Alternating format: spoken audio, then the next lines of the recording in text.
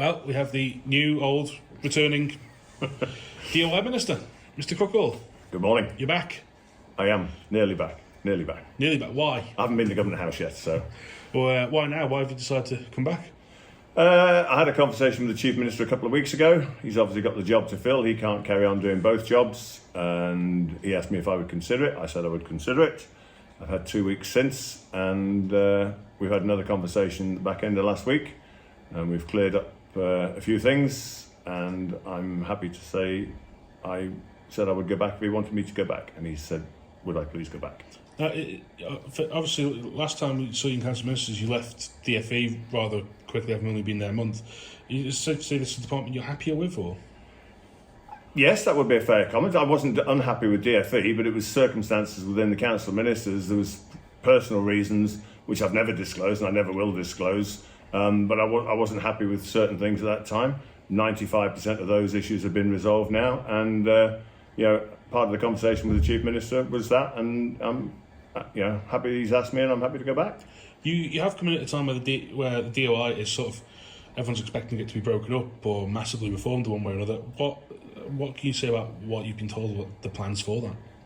I haven't been told an awful lot. I mean, the plan is still being looked at. There's still a report being done on that, which will be done fairly shortly. I'm hoping either this week or next week. And the first thing, obviously, will be to pick that up and have a good look at it and have a discussion with staff and Council of Ministers and see the way forward on that and what does and doesn't need doing. I mean, I've not had an input into that as such, so obviously I'll need to have an input into that as well. You do come in at a time, though, where there's the sister report into the railways, there's Housing and Communities Board to deal with, there's the future changes to the infrastructure regarding the MUA, which is, I think you're going to stay on with that role for now at least. Yeah. You've got a hell of an in tray. It's a big portfolio, but I'm happy to do it. I'm happy to be busy. I've got no problem with that. We're there as political members to lead the department, if you like, and I'm happy to do that with the staff. So I don't mind being busy and looking at some of those things. But as I say, on the back of that report, some things will change, but we'll just see in the next week or two. One of the things that has been sort of developing while you've been away is the arm's length of the airport. Is that something that's going to carry on, or would we like to see any changes on what's happened there? Again, it's going to be boring, but everything's in that report, I think, is about the whole department. So until I've had a good read of that, Sam, I'll have to wait and see. But all the airport, the ports will all get looked at, have been looked at. So I'm waiting to see what that report says. And also, of course, we have the Liverpool Ferry Terminal, which we're waiting on Public Accounts Committee to report back on. You're familiar on that, obviously, as an interesting example of the department's abilities at times. Where do you feel that that's heading? Obviously, Tim would put the blocks a little bit on the extra money, but do you think that's going to be tapped into at some point? Or I hope it's not needed. I hope by the end of this year we'll see the project finished, and we'll see the service resume back to Liverpool and back to our new ferry terminal down there. It's the sooner it's done, the better. I say it's a distraction. It's an expensive distraction, but we've got to get it finished and get it up and running.